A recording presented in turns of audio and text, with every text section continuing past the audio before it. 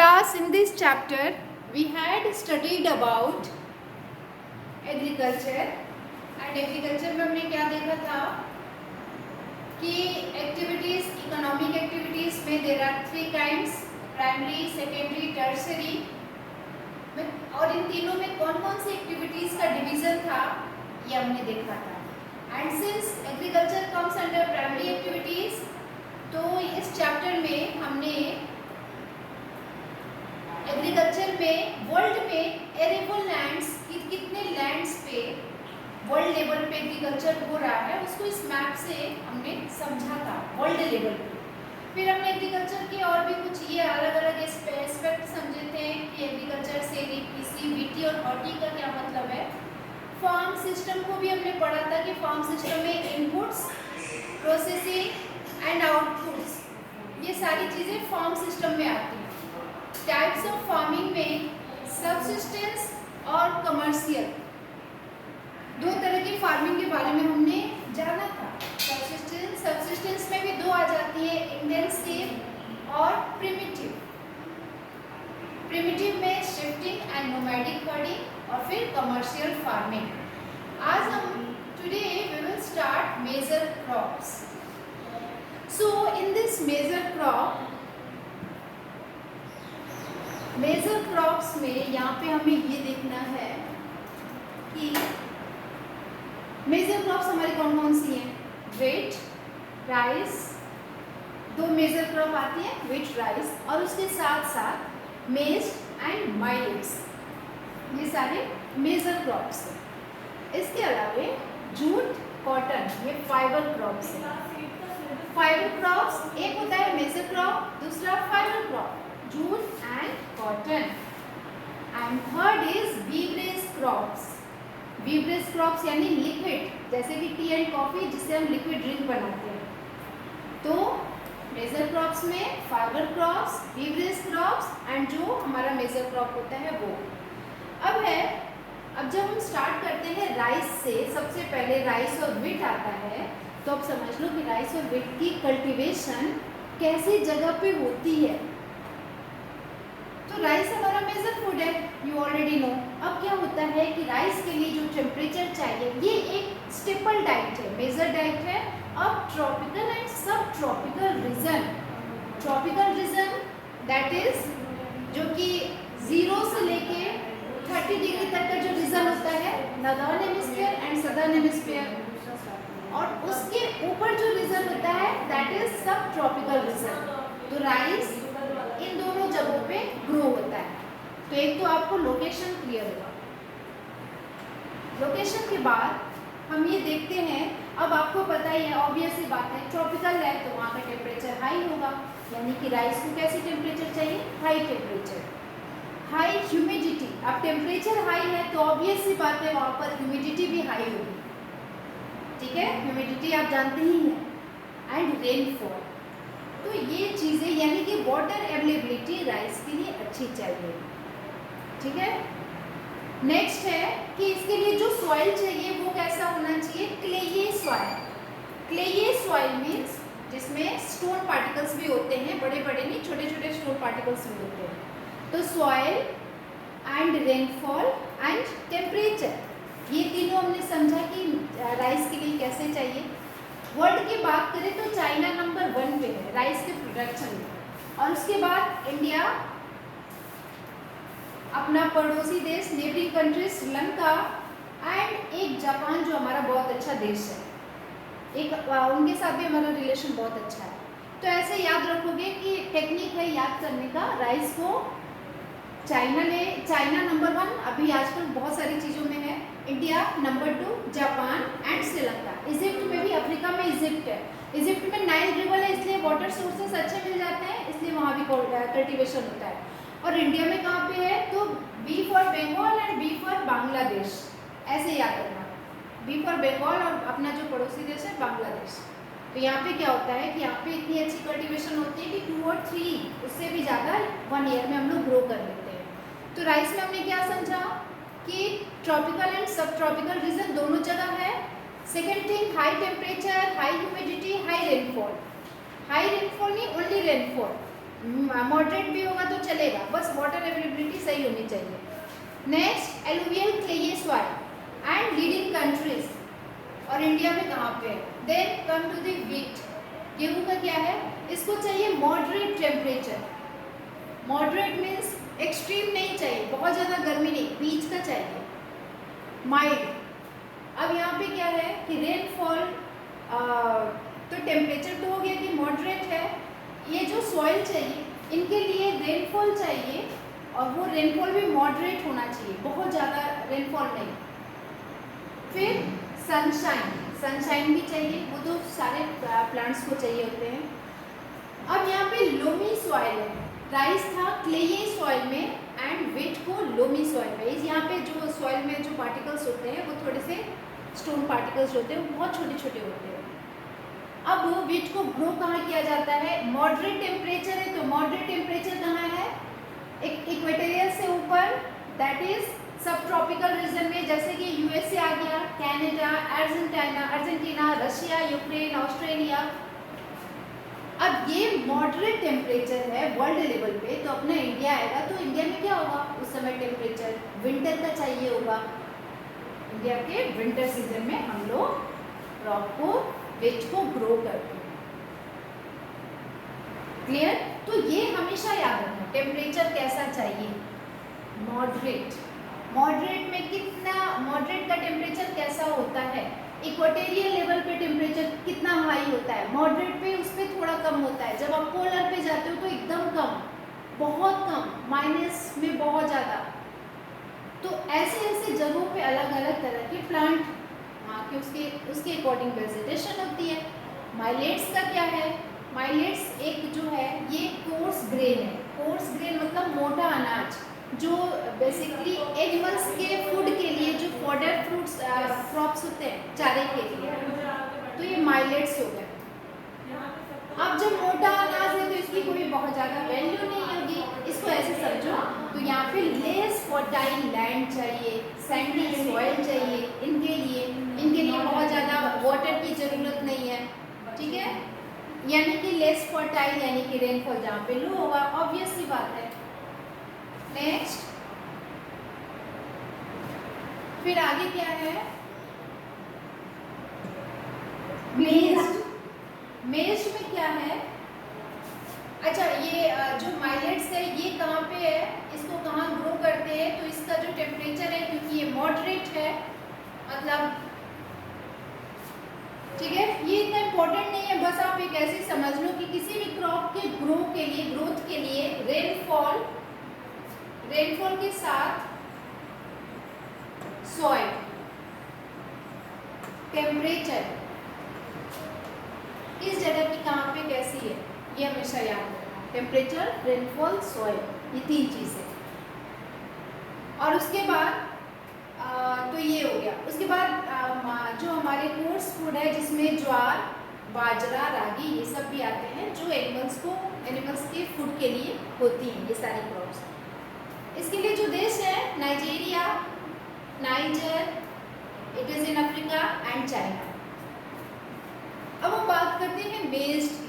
मेज़ यानी मक्का, अभी बहुत ज़्यादा मिल रहा है हमारे आसपास, ठीक है। मक्का को क्या चाहिए, मॉडरेट टेम्परेचर चाहिए, अब तो बारिश का भी मौसम आ गया है, ठीक है। मक्का यानी कि कॉर्न, है ना।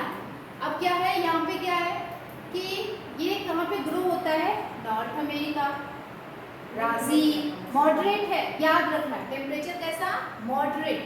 मॉडरेट कहाँ मिलेगा, हम लोग तो इक्वेटोरियल से थोड़े ऊपर आते हैं, तो हमारा ये बेल्ट नहीं होगा, उसके ऊपर जो डिग्रीज है 30 और 50 के बीच वाली जो डिग्री है, तो अमेरिका आ गया, ब्राज़ील आ गया, रशिया आ गया, कनाडा आ गया।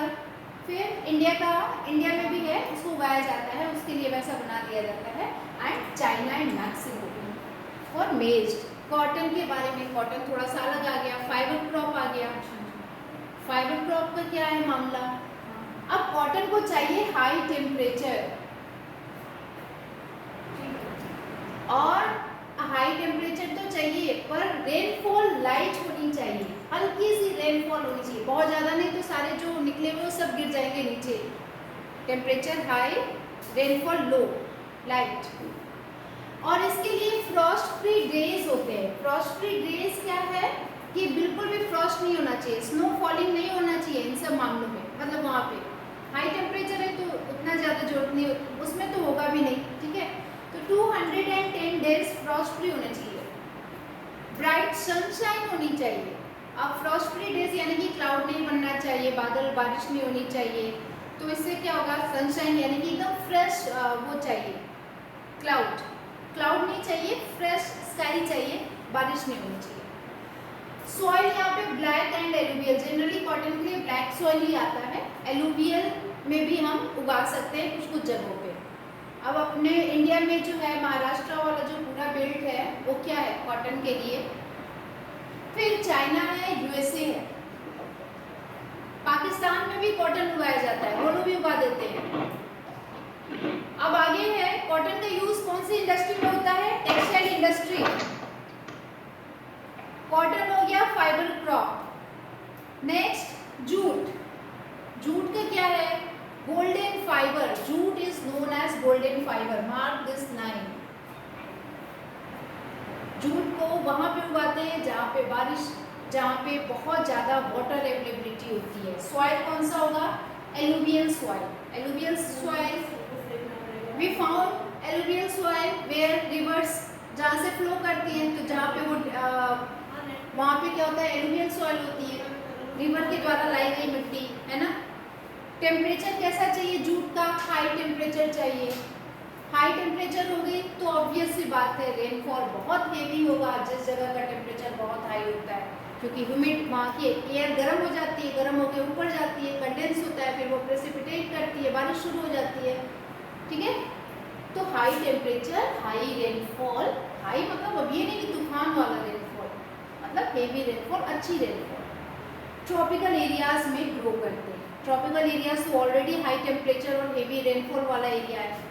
एग्जाम्पल इंडिया एंड बांग्लादेश, ये जूट के लीडिंग प्रोड्यूसर है। जूट तो आप जानते ही होंगे ना, जिससे हम लोग अपने ये सैक्स वगैरह भी बनाते हैं, मैट बनाते हैं, डोर मैट बनाते हैं, बहुत सारी चीज़ें बनाते हैं। कॉफ़ी का मामला क्या है, विवरेज क्रॉप में आ जाती है कॉफ़ी। कैसे कि यहाँ पे ब्राज़ील जो है, C for coffee and B for Brazil, ये लीडिंग प्रोड्यूसर है। कोलंबिया, पहले ब्राज़ील आता है, सी फॉर कॉफ़ी, और सी से कोलंबिया, ये भी याद रखना। और अपने इंडिया में कॉफ़ी जो है ये साउथ इंडिया में होता है, कर्नाटका और केरला की तरफ, ठीक है। तो ये तो हो गया लोकेशन। यहाँ पे इसको कैसा क्लाइमेट चाहिए, वार्म एंड वेट क्लाइमेट। और फिर हिली स्लोप एरियाज, जहाँ पे हिल्स होते हैं ना, उसके स्लोप एरिया पे ये प्लांटेशन होती है कॉफ़ी की, इसकी खेती होती है। तो ये हो गया, ये कॉफ़ी की इम्पोर्टेंस है। एक और है जो कि है टी। टी में क्या है, ये सब क्या है, बीवरेज क्रॉप है। बीवरेज क्रॉप यानी ड्रिंकिंग क्रॉप। और ये प्लांटेशन वाली जो एग्रीकल्चर हमने पिछले इसी चैप्टर में स्टार्टिंग में पढ़ा था, प्लांटेशन, जहाँ पे एक ही तरह के प्लांट लगाए जाते हैं। अगर टी है तो टी की प्लांटेशन होगी। तो ये हो गया कूल क्लाइमेट। अब टी हमने पढ़ा था कि ये सब हिली एरियाज में होते हैं, तो वहाँ का क्लाइमेट कैसा होगा, कूल क्लाइमेट होगा। और थोड़ा सा सेंस ऐसे भी लगा लो कि हिली एरियाज में गर्म चीज़ की ज़रूरत होती है, तो टी और कॉफ़ी हो गया, क्लियर। तो हिली एरियाज में होते हैं। And well distributed high rainfall through out the year for the growth of, और यहाँ पे अच्छे से रेनफॉल भी चाहिए। तो हिली एरियाज में आप जाओ, देखो नॉर्थ ईस्ट में कितनी ज़्यादा बारिश होती है, और वैसी जगह पे ये जो टी लीव्स होती हैं वो ग्रो करती हैं, थ्रू आउट द ईयर वहाँ पे बारिश होती है, रेनफॉल होता है। Next, it needs well drained loamy soil, ये सॉइल चाहिए इनको, और स्लोप्स एरिया में, ढलान वाले एरिया में, माउंटेन्स पे ये खेती करते हैं। हिली एरियाज में, माउंटेन नहीं, माउंटेन का नीचे वाला जो साइड होता है वो हिल होता है, हिली एरियाज। अब क्या है कि अब क्योंकि इस तरह के जो प्लांटेशन होते हैं, प्लांटेशन क्रॉप में आप जानते ही हो कि उसमें लेबर बहुत ज़्यादा चाहिए, क्योंकि ये कहते हैं ना बैक ब्रेकिंग वर्क है, कमर तोड़ जो वर्क होता है वो है। तो क्यों, इसमें पत्तियों को पिक करना पड़ता है, तोड़ तोड़ के उठाना पड़ता है। एग्जाम्पल में अपना केन्या है, एक केन्या है जो अफ्रीकन कंट्री है, इंडिया है, चाइना है, चाइना आ रहा है कई सारी चीज़ों में, क्लियर। तो ये मेजर क्रॉप्स जिसमें हमने व्हीट, राइस, माइलेट, मेज, टी एंड कॉफी इन सब के बारे में पढ़ा और फाइबर क्रॉप्स के भी बारे में पढ़ा।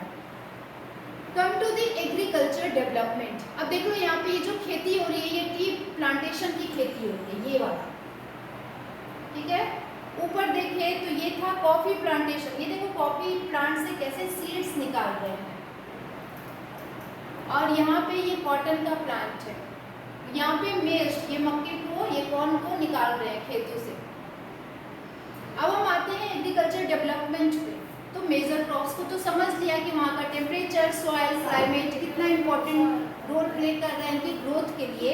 लेकिन जब हम एग्रीकल्चर डेवलपमेंट की बात करते हैं तो डेवलपमेंट का मतलब क्या हुआ कि डेवलपमेंट इसलिए जरूरी है क्योंकि पॉपुलेशन की नीड इसी से फुलफिल होगी और पॉपुलेशन इंक्रीज हो रही है तो उनका जो ग्रोइंग डिमांड है, अगर हम एग्रीकल्चर को डेवलप नहीं करेंगे तो फुलफिल कैसे होगा।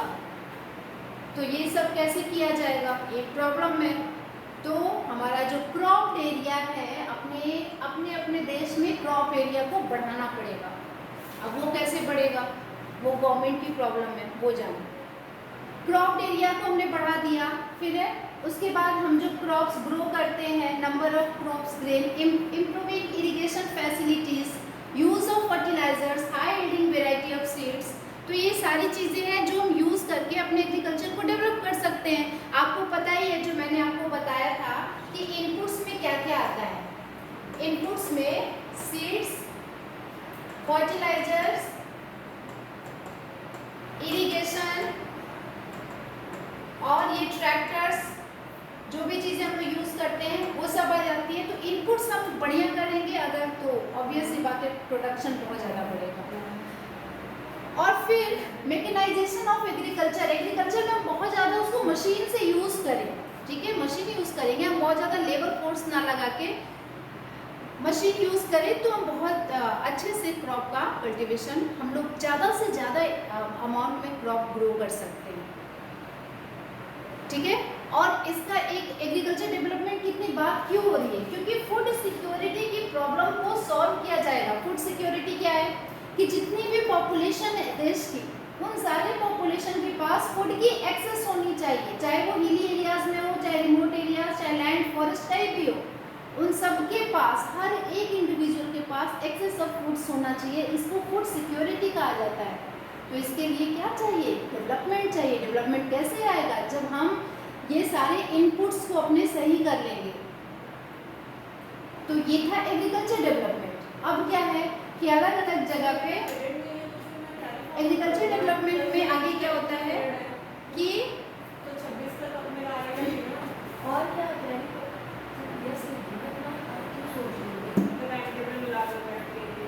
हाँ, agriculture as developed at different. अच्छा, ये अलग अलग जगहों पे वर्ल्ड के एग्रीकल्चर अलग अलग डेवलप होता है। जैसे हमने कहीं इंटेंसिव देखा था, तो जो इंटेंसिव एग्रीकल्चर है, जैसे हमने स्टार्टिंग में पढ़ा था, तो ये क्या था, स्मॉल होल्डिंग्स पे, छोटे लैंड पे हम जो है क्रॉप्स को ग्रो करते हैं। और उसका एक ही उद्देश्य होता है इंटेंसिव एग्रीकल्चर का कि हम अपने लाइफ को सर्वाइव करने के लिए हमें जो क्रॉप्स हम लोग जो अपने छोटे एरियाज में उगाते हैं वो चाहिए, यानी अपने केवल पेट भरने के लिए हम जो फूड उगाते हैं वो इंटेंसिव एग्रीकल्चर हो गया, वो भी स्मॉल होल्डिंग पे।